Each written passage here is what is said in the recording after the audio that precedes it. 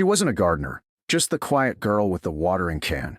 That's what they said every morning when she passed the barracks fence. Boots scuffing against the pavement, voices half laughing, half bored. She didn't mind. Let them talk. They didn't know the truth buried in that soil. If you believe that duty doesn't end when the war does, make sure to like and subscribe, because this story proves that some battles don't make the news, but they're fought all the same. The air was cool that morning, the kind of quiet dawn that still carried the echo of reveille long after the bugle had stopped. Fort Ellison looked almost peaceful, rows of red brick buildings washed in soft light, the flag snapping lazily in a breeze that smelled faintly of cut grass and diesel. Down by the southern fence line, near the edge where the asphalt turned to gravel, Grace Whitmore knelt with a metal watering can, her gloved hand steady as she tilted the spout over a row of roses. Each bloom was perfect, evenly spaced, their petals catching the light like drops of blood against the chain link. The soldiers jogging past barely noticed her. To them, she was just a civilian doing chores, maybe a volunteer, maybe someone's girlfriend killing time. No one stopped to ask why every flower was planted in perfect formation, 12 rows by 12, each one marked by a small brass tag pressed flush against the dirt.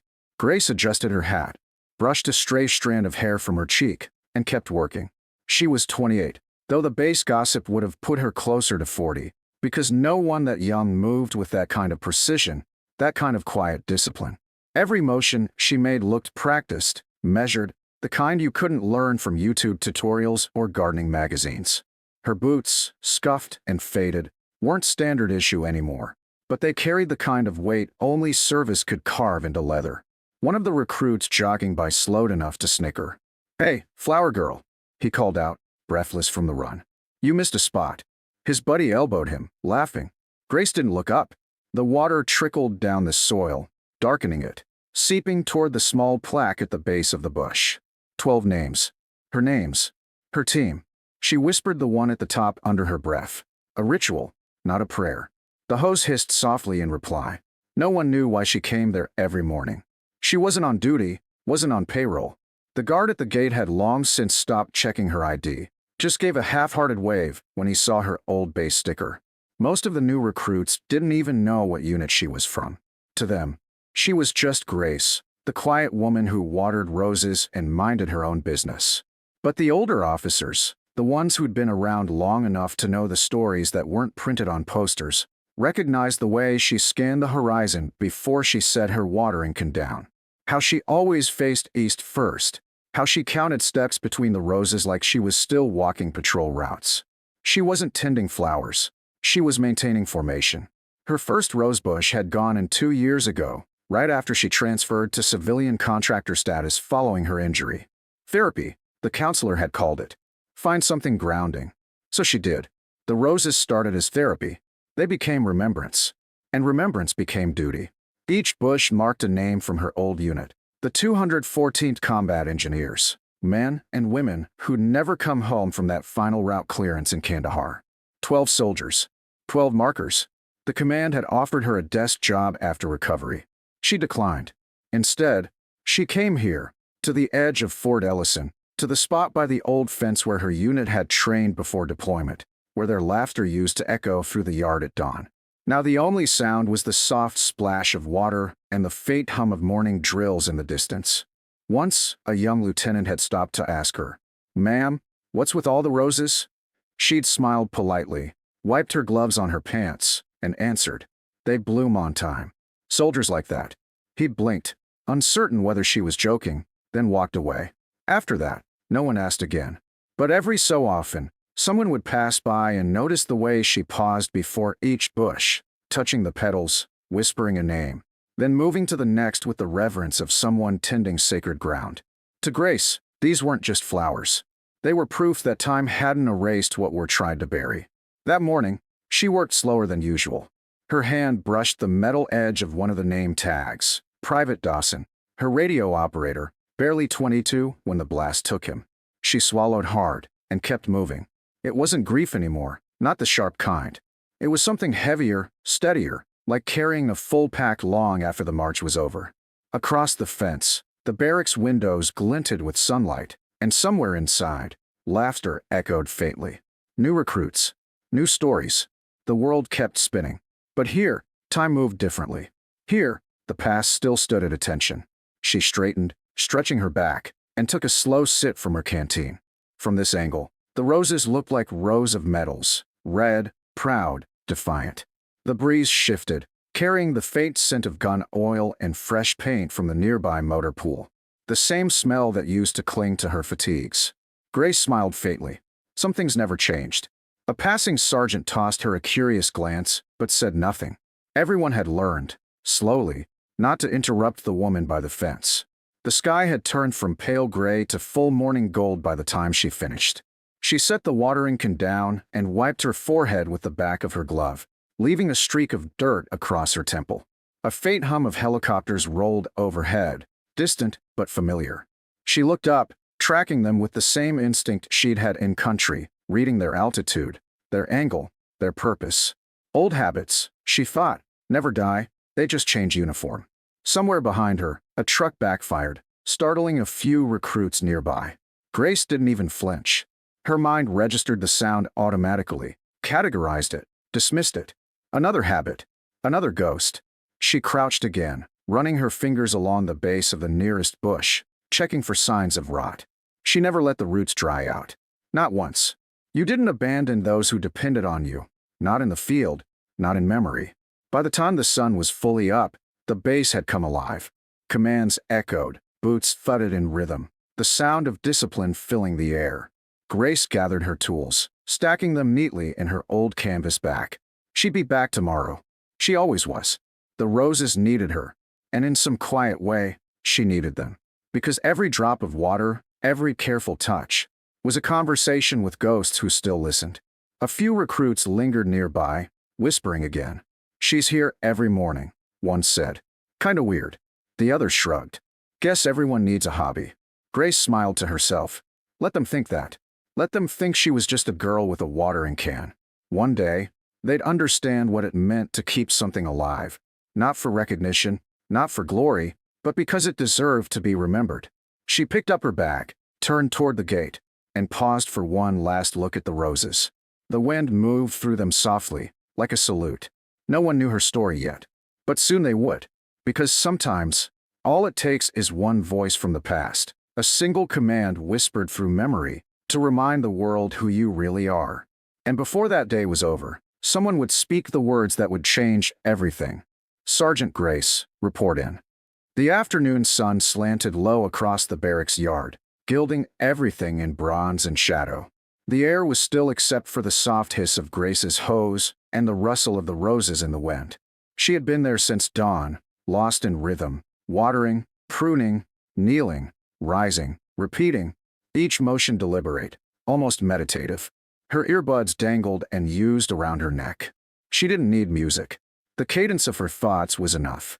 Beyond the fence, the base buzzed with routine, shouted drills, clattering boots, the bark of orders. But here, at the edge of Fort Ellison, the world was quieter. Almost sacred.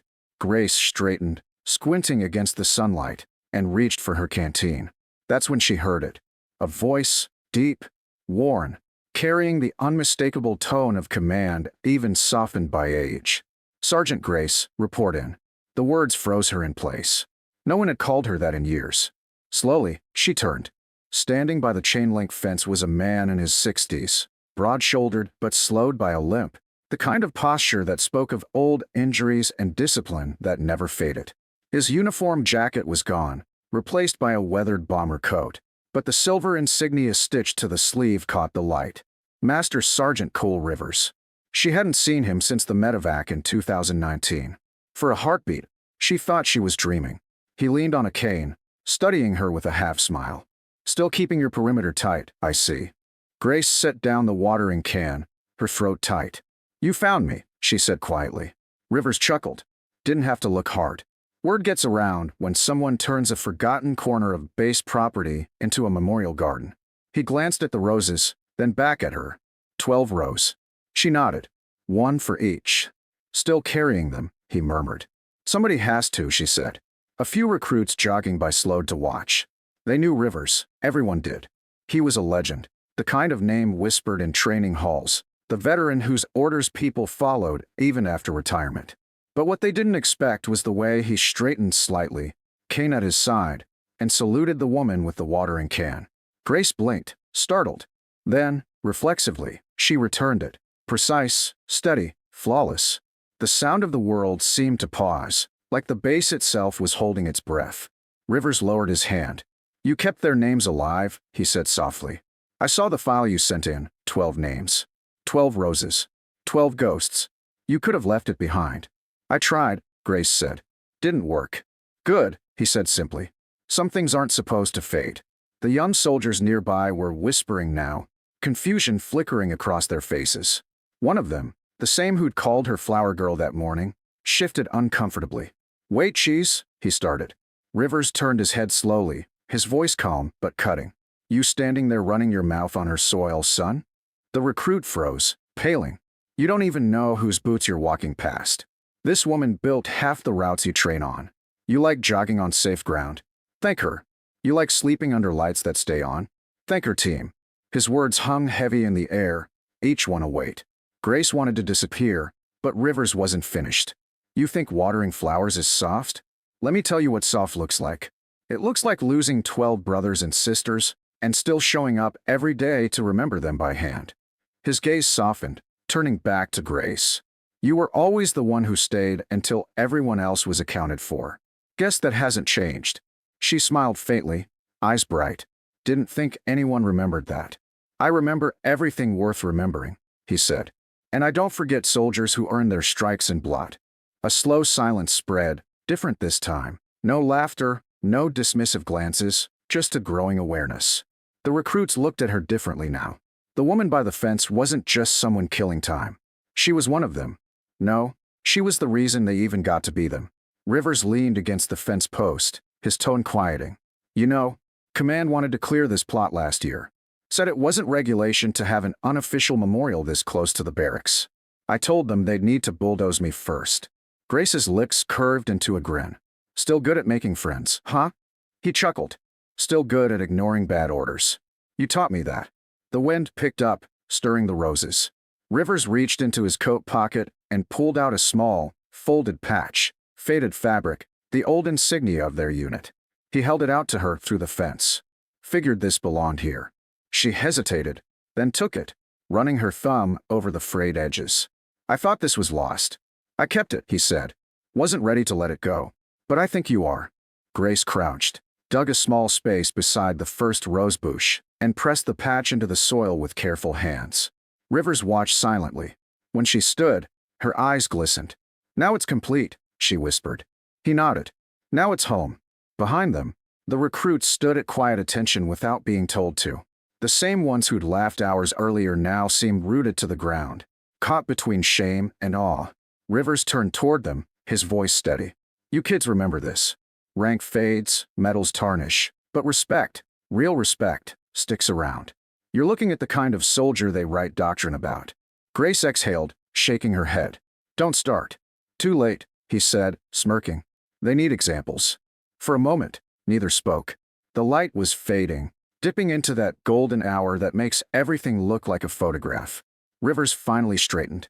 "You know, I didn't come here by accident. The new CO's organizing a recognition ceremony next week. Wanted my opinion on who deserves a commendation for community service. I told him I already had someone in mind." Grace frowned. "Don't." "Already did." "I don't need." "I know. That's why you deserve it." Their eyes met across the fence. Hers tired but steady, his sharp with that old glint of command.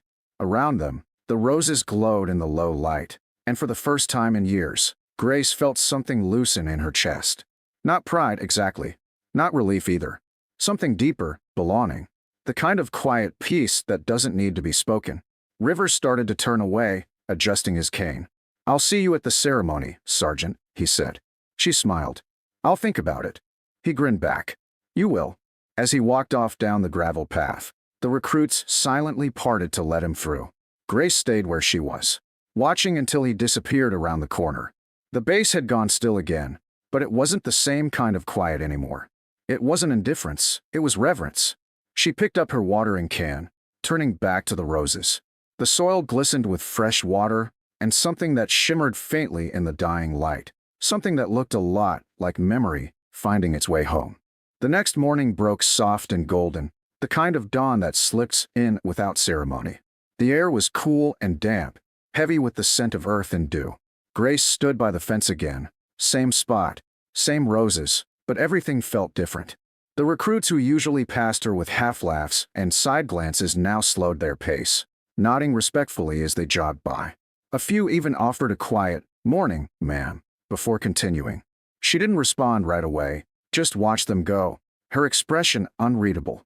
Then, finally, she smiled. Small, almost invisible, but real. The kind of smile that comes only when something long unresolved has started to settle. She bent down and traced a finger over the first nameplate. Dawson. The brass caught the sunlight, warm to the touch. "We're seen again," she murmured. The wind shifted through the roses, as if answering her. Later that afternoon, she was summoned to the main hall. She'd thought about not going. Ceremonies weren't her thing, but the voice of Master Sergeant Rivers echoed in her head. "You will." So she went. Inside, the air was humming with quiet anticipation. Dozens of soldiers stood lined along the walls, boots polished, uniforms crisp. At the front of the room stood Colonel Merritt, flanked by 2 flag bearers.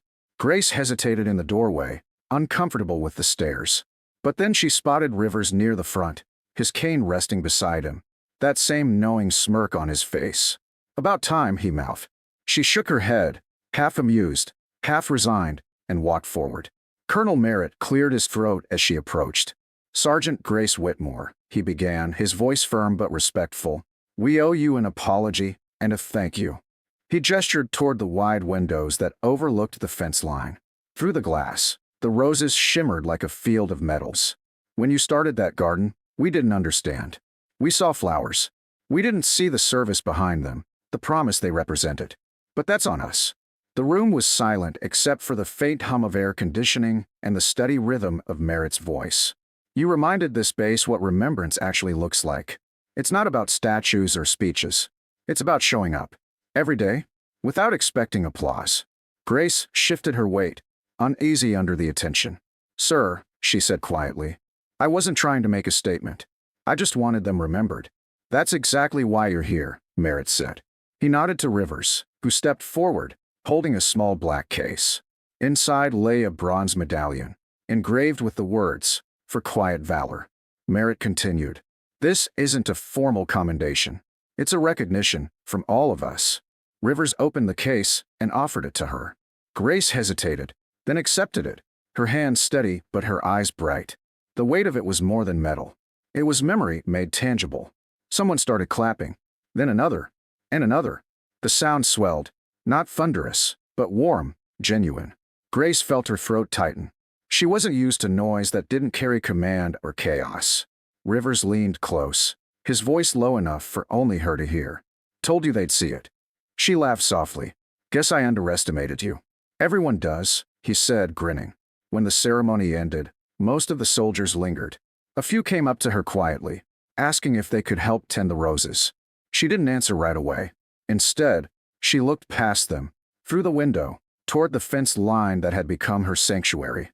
"You can," she finally said, "but only if you remember why they're there." The recruits nodded solemnly, understanding more than words could teach. That evening, when the base settled back into its rhythm and the last echoes of boots faded down the corridor, Grace returned to her roses. The sky was streaked with pink and violet, the air still heavy with the day's heat. She knelt down and placed the medallion at the foot of the first bush, pressing it gently into the soil. "This belongs here," she whispered. The petals brushed against her hand like a soft salute. Across the fence, the shadow of someone approaching flickered against the setting sun. It was Rivers again, moving slower this time. He didn't speak at first, just stood beside her, watching the light fade. "They look strong," he said finally. Grace nodded. "They always were." Rivers adjusted his cane, eyes scanning the horizon. "You know, when you first planted these, people thought you were avoiding the world. Turns out you were reminding it how to stand still and remember." She smiled faintly. "Maybe I was just tired of things dying twice." The silence that followed was the kind that didn't need filling. They stood there together, side by side. Two soldiers who'd seen too much, lost too many, and somehow found a way to keep something alive. The base lights flickered on in the distance, casting long shadows over the roses.